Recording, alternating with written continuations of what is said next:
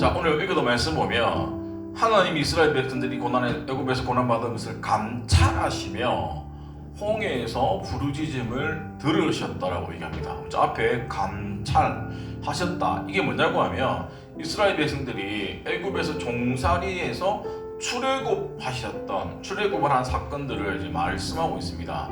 자, 말씀을 보면 애굽으로 이주한 이스라엘 백성들이 제일 처음에 요셉이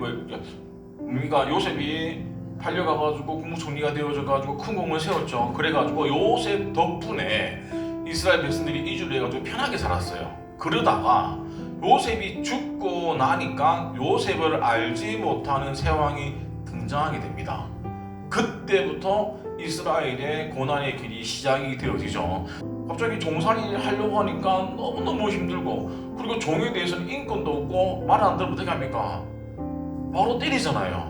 그러다 보니까 이 고통이 극에 달하니까 하나님을 찾게 되어집니다. 그 하나님을 부르짖을 때에 주님이 들으셨다라고 오늘 본문에 기록하고 있습니다. 그리고 나서 한 100년 정도가 지나고 나서 모세를 세워서 출애굽을 하게 되어집니다. 두 번째, 또 언제 하나님이 이스라엘 백성이 부르짖음을 들었냐고 하면 출애굽을 합니다. 10가지 재앙을 통해 가지고 애굽에 모세를 통해 가지고 이제 행위죠. 10가지 피개, 이파, 악도금이 어장, 나 다시 풀어줄게요. 10가지 재앙이 오고 나서 나중에는 보내주죠. 보내주는데 막 하고 있는데 갑자기 애국 군인들이 이스라엘 사람들을 잡으러 군인인 개떼처럼 달려오는 거예요. 만약에 잡히면 다시 종살이를 하러 가야 되는 거예요. 내가 아무리 빨리 가려고 해도 내 눈앞에 홍해가 있는 거예요.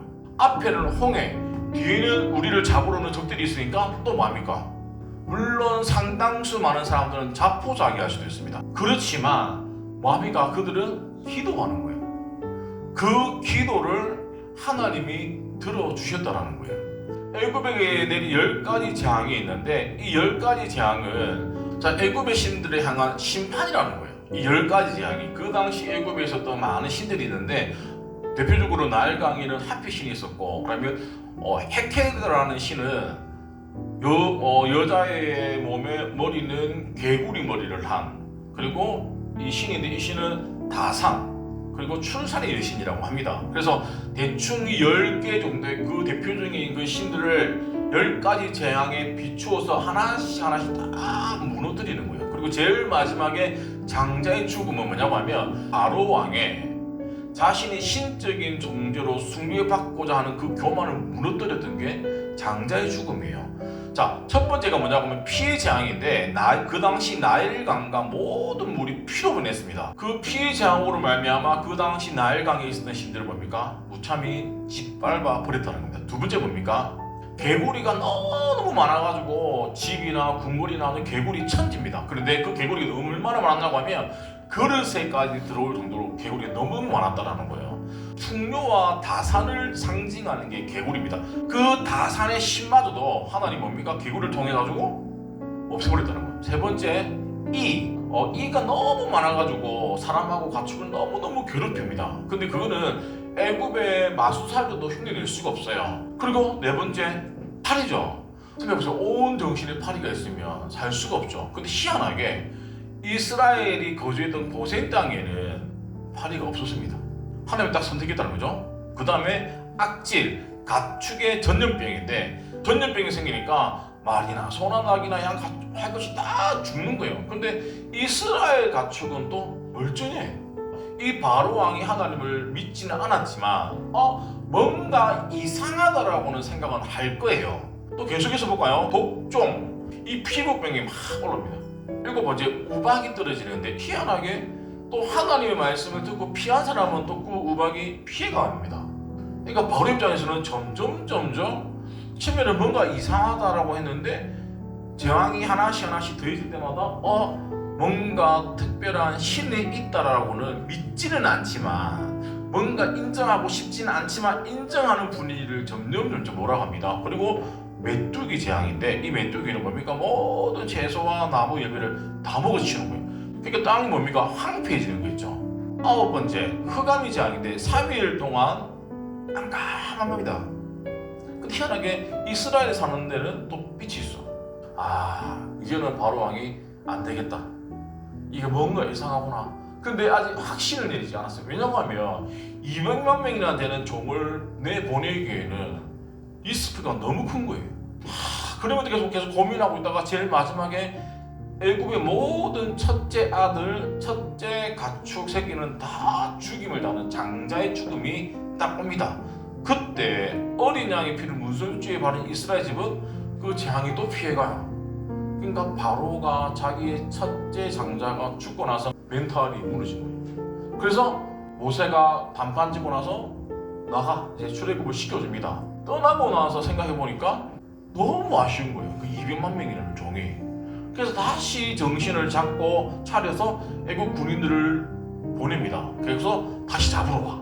그래서 성경에 보면 그의 마음이 변했다라고 표현을 합니다. 이스라엘 입장에서는 이제 룰루랄라고 가겠죠. 종살이 하다가 이제 이 종이 아니니까 편하게 가고 있는데 뒤에서 애국 군인이 우리를 잡으러 온다는 얘기가 전달되는 동안에 사람들은 뭡니까?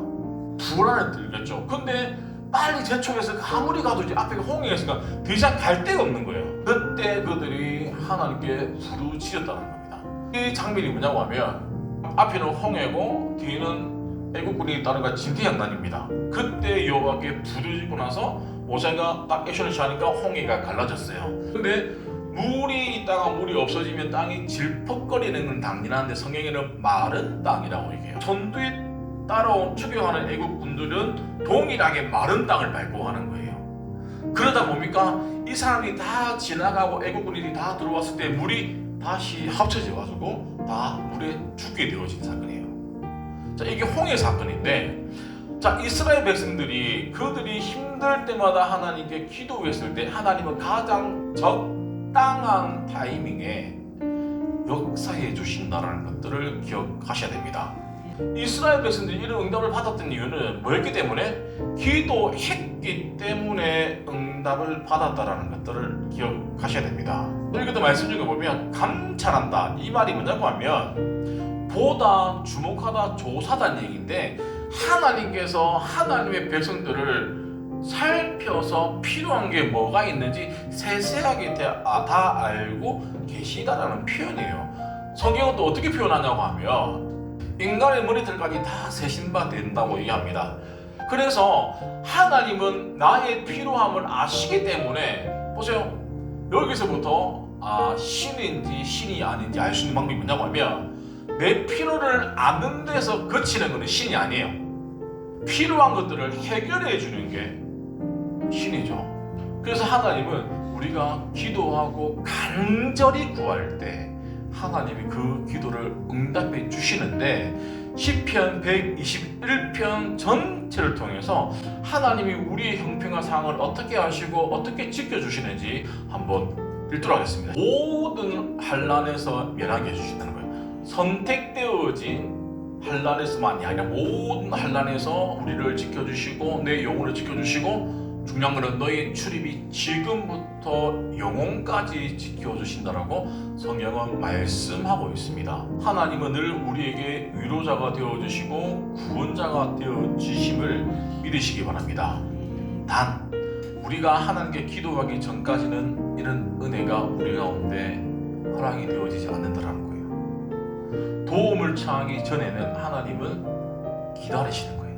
왜냐하면 때를 기다리기 위해서. 그래서 하나님은 모든 환난 중에 있는 자들을 능히 위로하시는 분이라는 것들을 우리가 믿으시기 바랍니다. 그래서 성경은 우리가 당하는 고난은 물론이고 우리 가운데 모든 것들을 주님이 형편을 다 아신다는 거예요. 특히 우리 마음을 다냐 인간의 머리들까지 다 세신받으신다고 하셨기 때문에 우리가 미리 포기하지 말고 계속적으로 기도할 때 하나님이 정말 하나님의 타이밍일 때에 우리를 도와주려고 준비하고 계시는 그 하나님의 은혜를 경험하시기를 바랍니다. 자, 애국 군인들이 이렇게 어려움을 당하는 이유는 하나입니다. 교만하게 행했기 때문이에요. 그래서 성경에 보면 하나님이 교만한 자를 정말 싫어하는데, 이 교만은 뭐냐? 하나님은 인정하지 않는 게 교만입니다. 하나님은 그 애굽의 교만함을 아시기 때문에 그들 가운데 어려움을 허락해 주셔가지고 이스라엘을 출애굽하게 해주셨다는 거죠. 자, 보세요. 이 출애굽 사건을 하나님을 몰랐던 이방에 있는 사람들도 그 일들을 뭡니까? 보고 들었겠죠.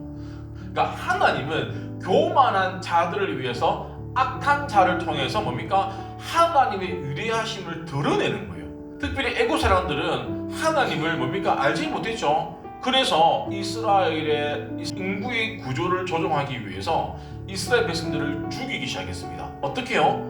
첫째 아이를 넣으면 남자, 출산을 했을 때 남아를 넣으면 다 죽여봤습니다. 근데 결과로 보면 그들의 계획이 실패로 돌아간 겁니다.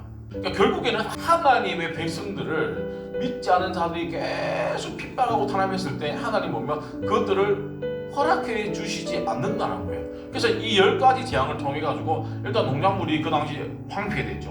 메뚜기 다 먹어버렸으니까. 그리고 가축들은 뭡니까? 많이 죽어버렸죠. 그리고 그나마 살아있는 가축들은 뭡니까? 이스라엘 거야. 성경에 보면 출애굽할 때에 많은 재물을 가지고 출애굽을 하게 된 것입니다. 또 하나 전염병이 도니까 뭡니까? 사람이 정신을 못 차리는 거예요.